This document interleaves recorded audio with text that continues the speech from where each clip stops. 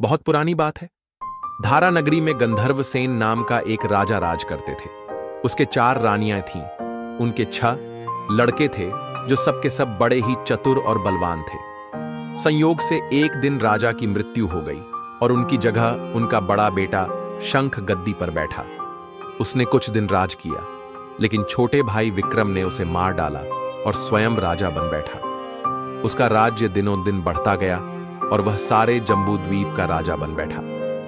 एक दिन उसके मन में आया कि उसे घूमकर सैर करनी चाहिए और जिन देशों के नाम उसने सुने हैं उन्हें देखना चाहिए। सो वह गद्दी अपने छोटे भाई भर्तृहरि को सौंपकर योगी बनकर राज्य से निकल पड़ा। उस नगर में एक ब्राह्मण तपस्या करता था। एक दिन देवता ने प्रसन्न होकर उसे एक फल दिया और कहा कि इसे जो भी खाएगा वह अमर हो जाएगा।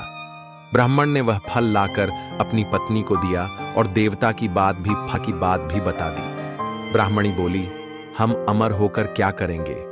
हमेशा भीख मांगते रहेंगे, इससे तो मरना ही अच्छा है। तुम इस फल को ले जाकर राजा को दे आओ और बदले में कुछ धन ले आओ। यह सुनकर ब्राह्मण फल लेकर राजा भर्तृहरि के पास गया और सारा हाल कह सुनाया। भर्तृहरि ने फल ले लिया और ब्राह्मण को 1 लाख रुपए देकर विदा कर दिया। भर्तृहरि अपनी एक रानी को बहुत चाहता था। उसने महल में जाकर वह फल उसी को दे दिया। रानी की मित्रता शहर कोतवाल से थी। उसने वह फल कोतवाल को दे दिया। कोतवाल एक वेश्या के पास जाया करता था। वह उस फल को उस वेश्या को दे आया। वेश्या ने सोचा कि यह फल तो राजा को खाना चाहिए। वह उसे लेकर राजा भर्तृहरि के पास गई और उसे दे दिया। भर्तृहरि ने उसे बहुत सा धन दिया, लेकिन जब उसने फल को अच्छी तरह से देखा तो पहचान लिया। उसे बड़ी चोट लगी, पर उसने किसी से कुछ कहा नहीं। उसने महल में जाकर रानी से पूछा कि तुमने उस फल का क्या किया?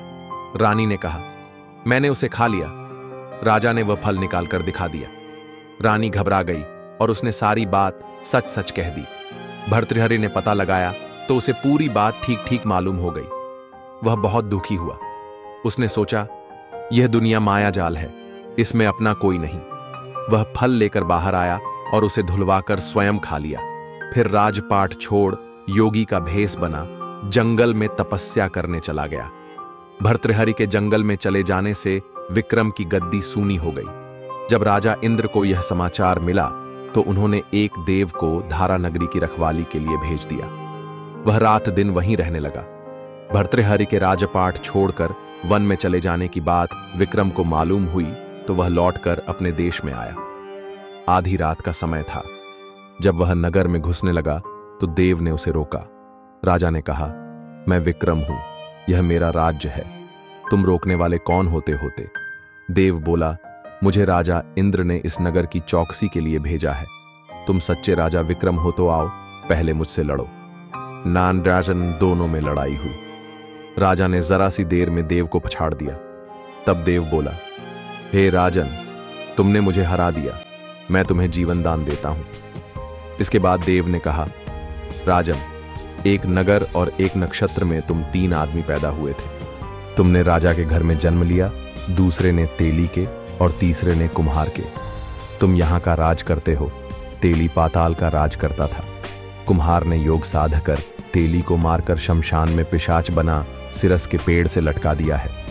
अब वह तुम्हें मारने की फिराक में है, उससे सावधान रहना।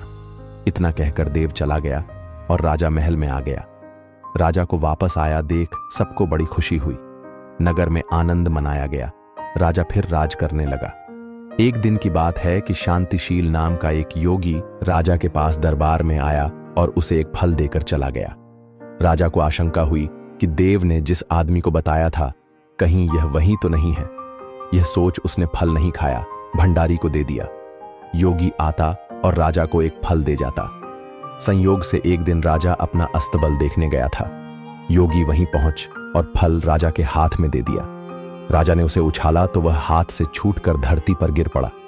उसी समय एक बंदर ने झपटकर उसे उठा लिया और तोड़ डाला। उसमें से एक लाल निकला, जिसकी चमक से सबकी आंखें चौंधिया गईं। राजा को बड़ा अचरज हुआ। उसने योगी से पूछा, आप यह लाल मुझे रोज क्यों दे जाते हैं?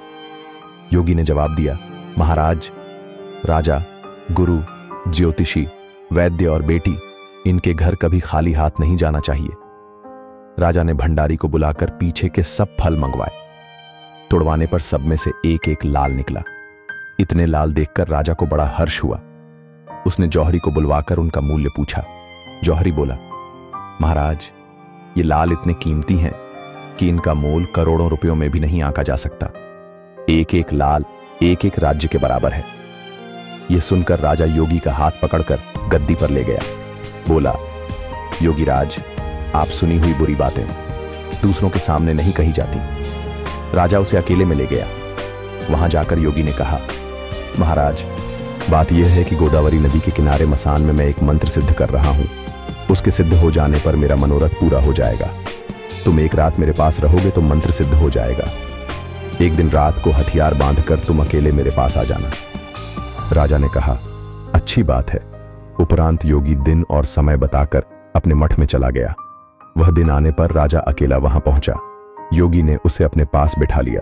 थोड़ी देर बैठकर राजा ने पूछा, महाराज, मेरे लिए क्या आज्ञा है? योगी ने कहा, राजन, यहां से दक्षिण दिशा में 2 कोस की दूरी पर मसान में एक सिरस के पेड़ पर एक मुर्दा लटका है। उसे मेरे पास ले आओ, तब तक मैं यहां पूजा करता हूं। यह सुनकर राजा वहां से चल दिया। बड़ी भयंकर रात थी। चारों ओर अंधेरा फैला था। पानी बरस रहा था। भूत प्रेत शोर मचा रहे थे। सांप आ आकर पैरों में लिपटते थे। लेकिन राजा हिम्मत से आगे बढ़ता गया।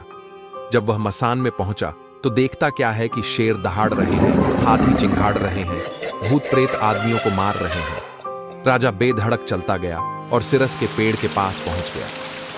पेड़ जड़ से भुनगी तक आग से दहक रहा था। राजा ने सोचा, हो ना हो, यह वही योगी है जिसकी बात देव ने बताई थी। पेड़ पर रस्सी से बंधा मुर्दा लटक रहा था। राजा पेड़ पर चढ़ गया और तलवार से रस्सी काट दी। मुर्दा नीचे गिर पड़ा और दहाड़ मार मार कर रोने लगा। राजा ने नीचे आकर पूछा, तू कौन है? राजा का इतना कहना था कि वह मुर्दा खिलखिलकर हंस पड़ा।